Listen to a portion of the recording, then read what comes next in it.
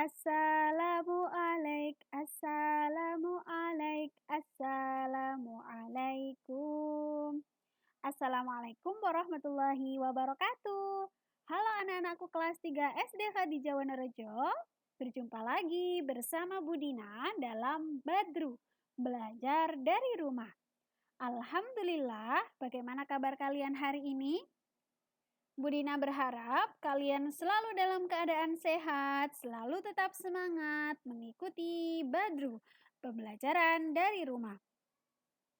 Anak-anakku, kegiatan penilaian tengah semester sudah kita lewati dan pada hari ini kita sudah memasuki tema 7 subtema 1.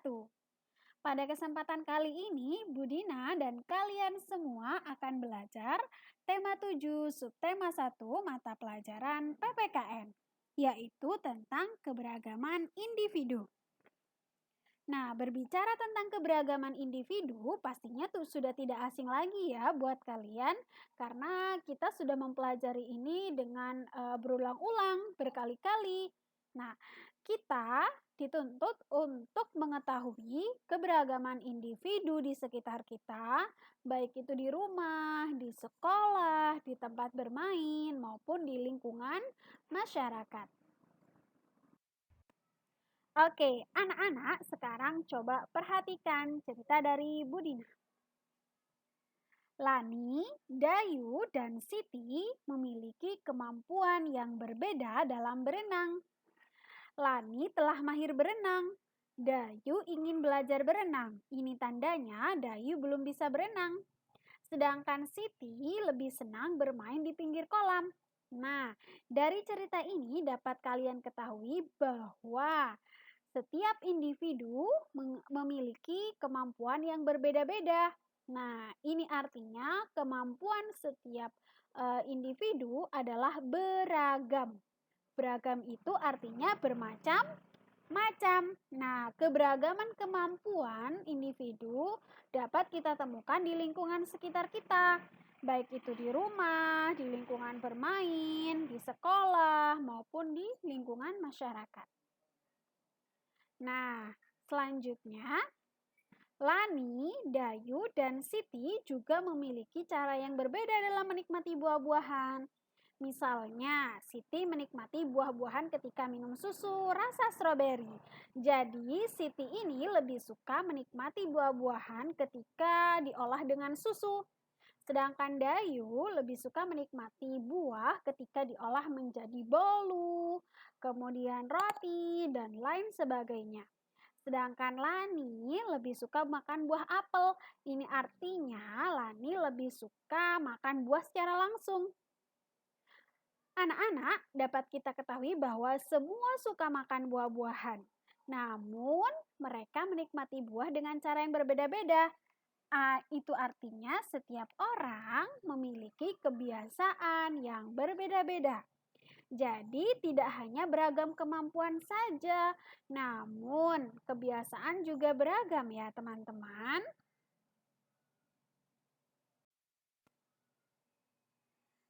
Nah, perbedaan kemampuan dan perbedaan kebiasaan dari teks tadi adalah yang pertama, perbedaan kemampuan. Yang pertama, Lani telah mahir berenang. Yang kedua, Dayu belum bisa berenang dan masih belajar berenang. Yang ketiga, Siti belum mahir berenang. Nah, anak-anak, keberagaman kemampuan ini tidak hanya meliputi berenang saja. Ada beragam kemampuan dalam misalnya menggambar, beragam kemampuan dalam bernyanyi, beragam kemampuan dalam menari. Nah, kita harus memahami dan mau menerima keberagaman yang ada di sekitar kita ini. Nah, untuk perbedaan kebiasaan dari teks tadi adalah yang pertama, Lani suka makan buah secara langsung. Dayu suka makan bolu pisang. Yang ketiga, Siti suka minum susu stroberi. Nah, di sini setiap individu memiliki kebiasaan yang berbeda-beda atau kebiasaan yang beragam. Kita harus mau menerima dan memahami ini karena ini berkaitan dengan kehidupan sehari-hari kita.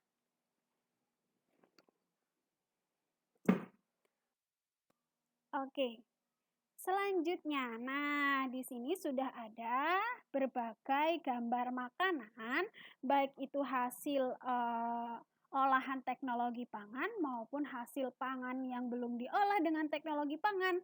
Di sini ada ayam goreng crispy, ada sosis, ada apel, ada biskuit, ada roti tawar, dan ada susu. Nah, kira-kira mana saja nih yang termasuk hasil pengolahan teknologi pangan? Ya, betul sekali. Yang termasuk hasil pengolahan teknologi pangan di sini ada sosis, ada ayam crispy, ada biskuit, ada roti tawar, dan ada susu. Nah, sedangkan yang belum diolah dengan teknologi pangan, di sini ada buah apel. Nah, di sini ada cerita nih teman-teman. Sekarang perhatikan.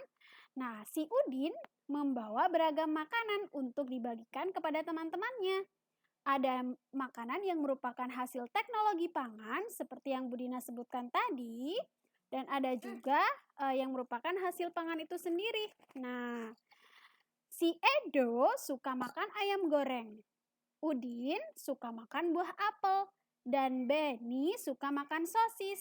Nah, apakah makanan kesukaan Edo, Udin, dan Benny semuanya sama? Iya, berbeda. Udin, Benny, dan Edo memiliki kesukaan makanan yang berbeda. Namun mereka tetap menikmati makanan kesukaannya dengan sangat gembira. Nah, jadi di sini tidak hanya beragam kemampuan, beragam kebiasaan, tapi juga beragam kesukaan makanan dari setiap individu. Nah, apakah kita boleh memaksakan makanan kesukaan kita kepada orang lain? Tidak boleh. Jadi kita harus memahami bahwa tidak semua orang menyukai makanan yang kita sukai. Kita tidak boleh memaksakan kehendak kita. Nah, anak-anak, perbedaan kemampuan, perbedaan kebiasaan, perbedaan kesukaan merupakan bagian dari keberagaman. Jadi, kita dituntut untuk memiliki sikap memahami dan menerima perbedaan tersebut. Nah, sikap memahami dan menerima perbedaan kemampuan, perbedaan kebiasaan, dan perbedaan kesukaan setiap orang sesuai dengan pengamalan Pancasila sila ketiga yang berbunyi apa? Persatuan Indonesia. Nah, kita dalam kehidupan sehari-hari kita karena berinteraksi dengan setiap individu dan setiap individu itu memiliki kemampuan yang berbeda, kebiasaan yang berbeda, kesukaan yang berbeda, maka kita harus memiliki sikap memahami dan menerima perbedaan tersebut sesuai dengan pengamalan Pancasila sila ketiga yang berbunyi Persatuan Indonesia. Oke, teman-teman? Nah, sekarang tugas dari Budina adalah tanyakan makanan kesukaan setiap anggota keluarga kalian. Kemudian bisa kalian tuliskan di buku siswa kalian halaman 19. Nanti bisa kita share atau sharing kepada teman-teman kita saat Zoom meeting nanti ya. Oke, anak-anak sekarang coba perhatikan cerita dari Budina. Lani, Dayu, dan Siti memiliki kemampuan yang berbeda dalam berenang. Lani telah mahir berenang. Dayu ingin belajar berenang. Ini tandanya Dayu belum bisa berenang. Sedangkan Siti lebih senang bermain di pinggir kolam. Nah, dari cerita ini dapat kalian ketahui bahwa setiap individu memiliki kemampuan yang berbeda-beda. Nah, ini artinya kemampuan setiap individu adalah beragam. Beragam itu artinya bermacam-macam. Nah, keberagaman kemampuan individu dapat kita temukan di lingkungan sekitar kita. Baik itu di rumah, di lingkungan bermain, di sekolah, maupun di lingkungan masyarakat. Nah, selanjutnya Lani, Dayu, dan Siti juga memiliki cara yang berbeda dalam menikmati buah-buahan. Misalnya, Siti menikmati buah-buahan ketika minum susu rasa stroberi. Jadi, Nah, ini dia. Ini yang dinamakan combro. Pernah makan combro ini? Kalau Budina sih belum pernah ya. Ini dari Sunda. Kemudian ada kue sagu. Kalau ini makanan kesukaannya Budina, kue sagu dari Papua. Kemudian ada sate lilit, teman-teman. Ini dari apa? Dari Bali. Kenapa dinamakan sate lilit? Karena dagingnya dihaluskan kemudian dililitkan ke ke serai, ya pangkal serai. Kemudian di sini ada panada dari Manado. Kemudian di sini ada keripik singkong dari Padang dan ada kue keranjang dari Tionghoa. Nah, anak-anak, pada hari itu semua siswa tampil berbeda. Nah, tidak hanya menggunakan pakaian adat yang berbeda, tapi mereka juga membawa makanan khas daerahnya masing-masing.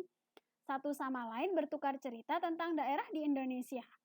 Ternyata setiap pakaian dan makanan daerah memiliki ciri khas masing-masing.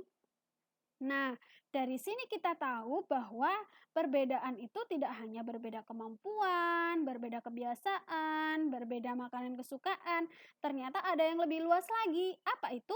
Berbeda budaya setiap daerah yang ada di Indonesia. Berbeda budaya itu bisa dari pakaian adatnya yang berbeda-beda, kemudian setiap daerah memiliki makanan khas yang berbeda-beda, memiliki tarian khas yang berbeda-beda. Nah, itu adalah perbedaan yang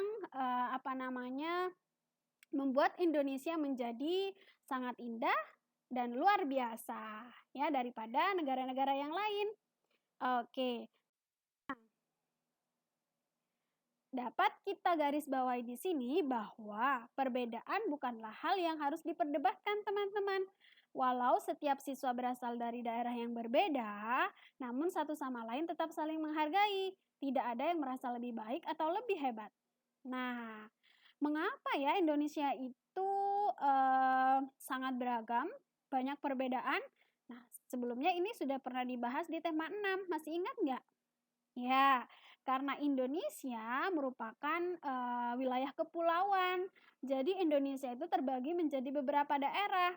Nah, setiap daerah memiliki pakaian adat yang beragam. Nah, anak-anak walaupun berbeda-beda, namun Indonesia tetap bersatu. Nah, seperti yang dilakukan oleh Bapak Presiden kita ini, Bapak Joko Widodo. Nah, pada perayaan kemerdekaan RI ke-72 yang bertempat di Istana Merdeka, Presiden RI beserta para tamu mengenakan pakaian adat dari berbagai daerah Indonesia. Bisa kalian lihat di sini, ya, pakaian adatnya berbeda-beda karena terdiri dari berbagai pakaian adat daerah yang ada di Indonesia.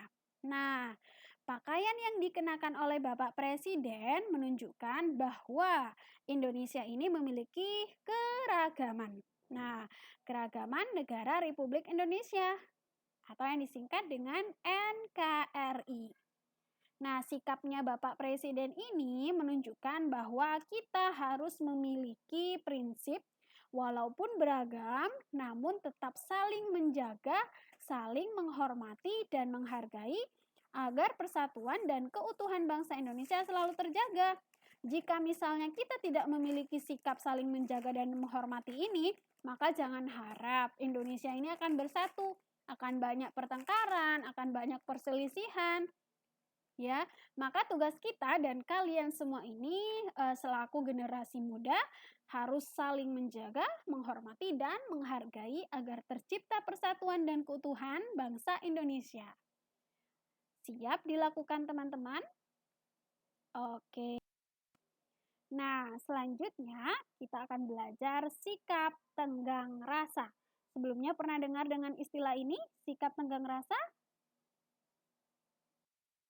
Apa itu sikap tenggang rasa? Tenggang rasa merupakan sikap mau memahami keadaan orang lain.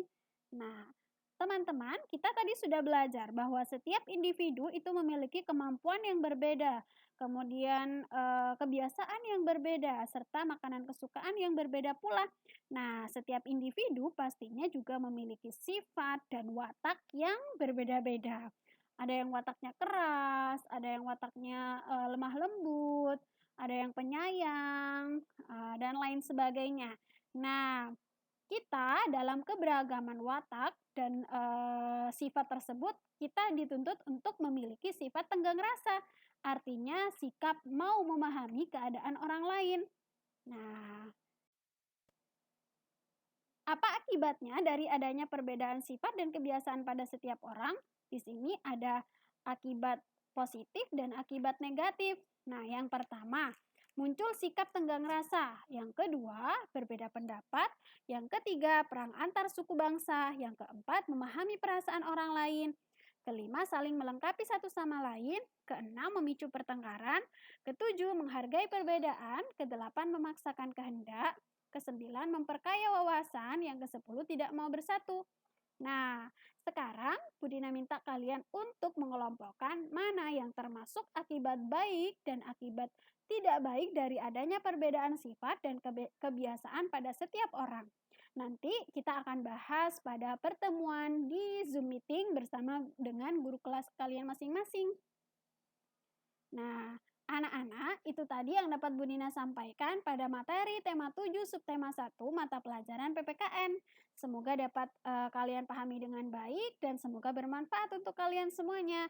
Sampai bertemu di Zoom meeting dan sampai berjumpa dengan Bu Dina di pertemuan berikutnya. Bu Dina akhiri.